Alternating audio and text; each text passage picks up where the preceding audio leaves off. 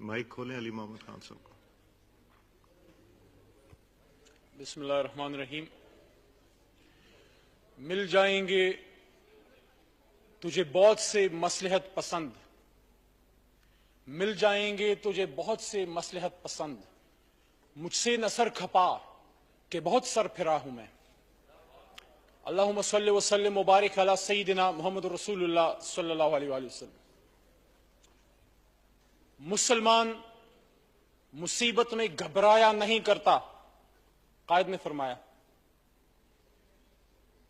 اور جس طرح آج سے بہت سال پہلے جب میری اور شہریار افریدی اور ہمارے ایج کی، ہماری جنریشن سے پہلے جب 1965 میں ہمیں دشمن نے للکارا تو پاکستان سے ایک آواز آئی تھی اور پوری قوم کھڑی ہوئی تھی کہ دشمن نے، ایک بزدل دشمن نے ایک غیرت مند قوم کو للکارا ہے. یہ وہی قوم ہے، اسی امت کی وارث ہے جنہوں نے میدان کربلا میں شہادتوں کی کہانیاں رقم کی ہیں. جناب اسپیکر صاحب، پاکستان کا بننا یہ صرف زمین کا بٹوارا نہیں تھا، یہ دو قومی نظریے کی بنیاد پہ بنا، اور پاکستان بنا ہے لا پہ، نہیں پہ بنا. آپ اور میں جب ہم کہتے ہیں کہ میں مسلمان ہوں تو ہم یہ بھی کہہ سکتے ہیں کہ میں اللہ پہ یقین رکھتا ہوں، نبی پاک صلی اللہ علیہ وسلم آخری پیغمبر ہیں، لیکن ہم لا سے شروع کرتے ہیں، لا الہ الا اللہ. اس کا مطلب ہے رد. پاکستان رد پہ بنا، پاکستان ظلم کی نفی پہ بنا، پاکستان ذات پات کی تقسیم کے خلاف بنا، پاکستان سیکٹیرین وائلنس کے خلاف بنا. رد ہوا، رد. ایک شخص نے اپنے پنجابی ہونے سے انکار کیا تو پاکستان بنا، ایک شخص نے پختون ہونے سے انکار کیا تو پاکستان بنا، ایک شخص نے بلوچی ہونے سے انکار کیا تو پاکستان بنا. ہم نے رد کیا پھر پاکستان بنا. ہم پہلے مسلمان پاکستانی، پھر یا پختون ہیں یا بلوچی ہیں یا اردو سپیکنگ ہیں یا سندھی ہیں یا پنجابی ہیں یا گلگتی ہیں یا کشمیری ہیں. تو آج اس شخص نے ہمیں للکارا ہے جس کو شاید پتہ نہیں کہ چند لوگوں کو چھوڑ کے جو اس کے شاید کاسا لیس ہو، باقی پوری قوم ایک اور اپنی پاک فوج کے ساتھ ہے. لیکن ہمیں کرنا کیا ہے؟ ہمیں کرنا کیا ہے؟ What is the way forward؟ میں آج یہاں پہ یہ بات کرتا ہوں، آج شاید خاقان عباسی صاحب ایک اعلان کریں، پاک فوج سے زیادہ پاکستانی پہلے بارڈر پہ پہنچیں گے، جو 1965 میں ہوا تھا. ایسا مجھ سے اکثر بات ہوتی ہے، ٹی وی وغیرہ پہ انڈینز آتے ہیں، میں ان کو یہ کہتا ہوں کہ اس غلط فہمی میں مت رہنا کہ پاکستان کی کوئی 7-8 لاکھ فوج ہے. پاکستان کی 22 کروڑ فوج ہے. تو ڈونلڈ ٹرمپ، تم کس کو ڈرا رہے ہو؟ I just want to address directly to Donald Trump, and I will not take more time. I just want to tell him that you asking us to do more. I am demanding from you as a member of Parliament of Islamic Republic of Pakistan that you must do more. Because of your fight, we have suffered a lot. On that fateful day of September the 11th, 2001, few thousand of people of yours, of Americans, they got killed, of which we are equally sorry. But no Pakistani was involved in that. Why have we suffered so much? You asked us to help you. We helped you. You asked us to fight against terror. We stood as an ally on equal footings. But we have lost 70,000 of precious lives of Pakistan, which includes our armed forces, our paramilitary, civilians, school kids. So, Mr. Donald Trump, if you demand from us to do more, I demand from you to do more to stop supporting the terrorist #1 of the world, Israel and India. Have you seen on earth? Have you seen on earth a tragedy bigger than what happened in Army Public School? Mr. Donald Trump, hundreds of our kids, school-going kids and their teachers, they got burned and beheaded. And who did that? You're lucky. The guy who kills Muslims and non-Hindus in India in thousands of number. The same Narendra Modi, his intelligence agencies RAW and their supporter like NDS, They planned all that attack against Pakistan from the Afghanistani soil, where you have given sanctuary to those terrorists who are fighting against Pakistan and spreading violence in our cities and our homes, in school, madrasas, markets, any place, nowhere we are safe. And that is only because of you, Mr. Donald Trump, that you are supporting those people who are terrorizing, who are spreading violence. They are killing Kashmiris. They are beheading Kashmiris. They are raping and maiming the Kashmiris. They are blindfolding them.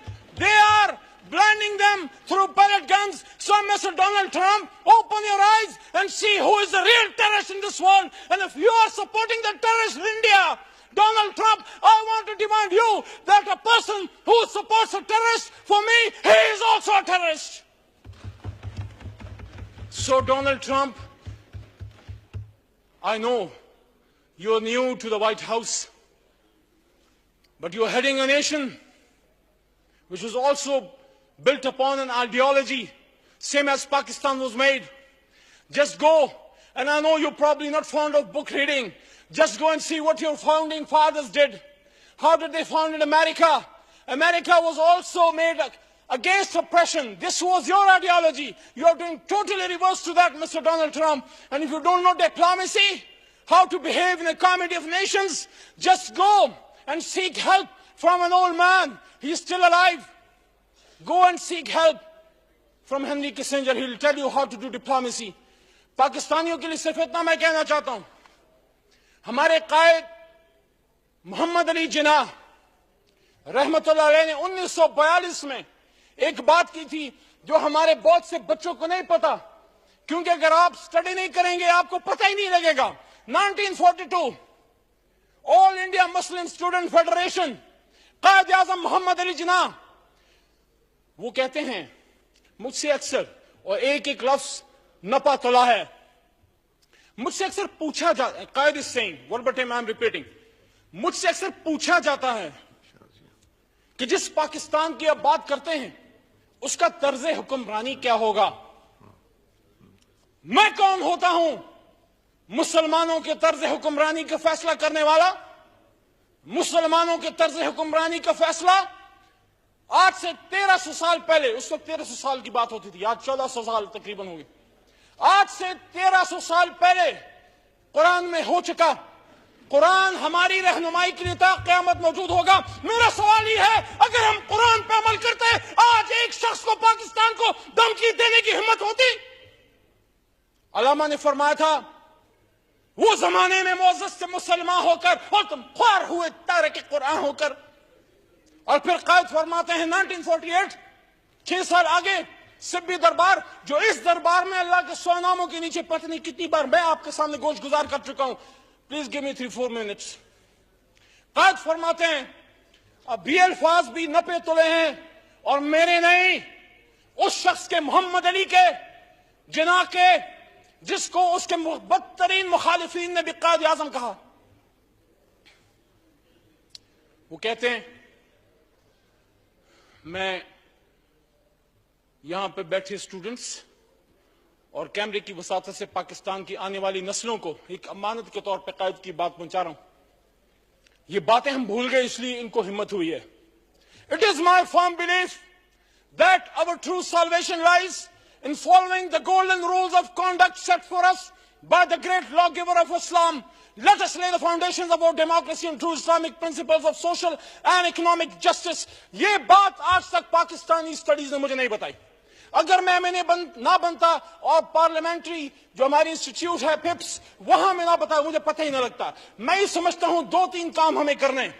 پہلا کام, اپنے آپ کو کوزے میں بند نہ کریں, active diplomacy کریں. جو غلطیاں ہوئی ہیں اس سے سیکھیں. مشکل کشا حضرت علی المرتضی رضی اللہ تعالیٰ عنہ کا قول ہے, وہ فرماتے ہیں مومن ایک سوراخ سے 2 مرتبہ نہیں ڈسا جاتا. ہم نے امریکہ کے ہاتھوں اپنی 1 نہیں 2 نہیں 3 نہیں 4 نہیں بہت مرتبہ اپنا کباڑا کیا ہے. کبھی بھی امریکہ ہمارے اصل امداد کو نہیں آیا.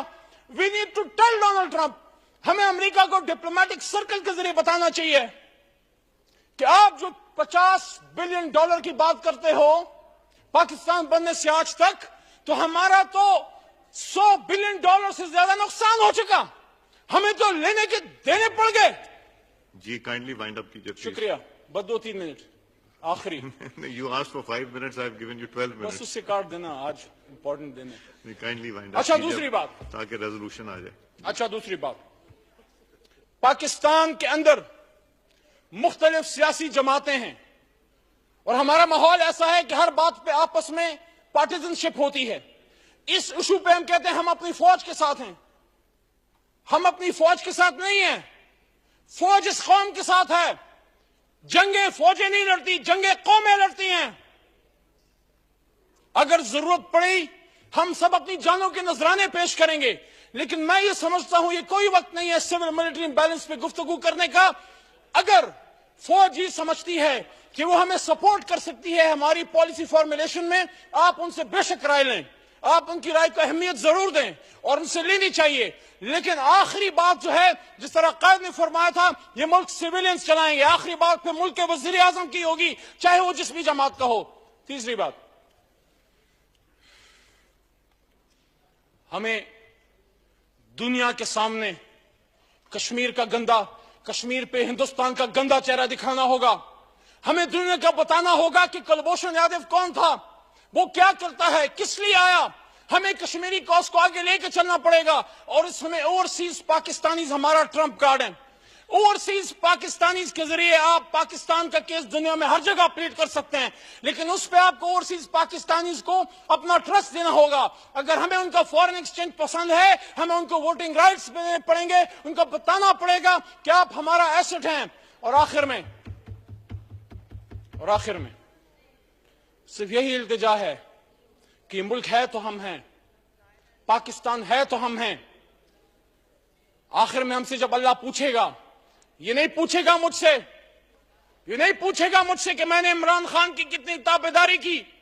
اللہ تعالیٰ مجھ سے یہ پوچھے گا کہ تمہیں میں نے اسمبلی میں بھیجا, تم نے پاکستان کو مضبوط کرنے کے لیے کیا کیا کیا, اس کے لیے اقدام اٹھائیں. اور جہاں ہمارے کسی لیڈر کا عمل پاکستان کے مفادات سے ٹکرائے, پھر لیڈر پہلے نہیں, پاکستان پہلے ہونا چاہیے.